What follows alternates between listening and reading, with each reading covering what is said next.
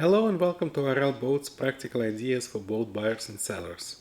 How to take boat photos that appeal to buyers. Take photos around sunrise or sunset or on a cloudy day to avoid glare. Take both wide-angle photos to show the boat's size and space on board, but also close-ups to highlight the selling points, valuable equipment, controls, luxury amenities, and anything that makes the boat feel special. Use the manufacturer's website for picture framing ideas. Focus on clean and appealing areas. Show the helm and cabin features, not bilge and engine under the cowl.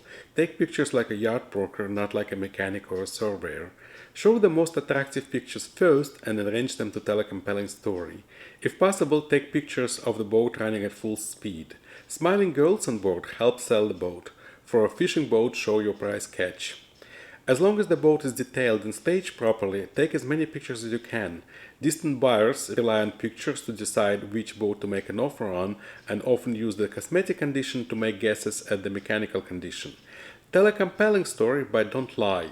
If the boat has problems you're not going to fix, disclose them upfront to avoid having to drop the price or lose the sale upon inspection. Thinking of selling your boat? Call, text, email, connect with your social media for a free consultation.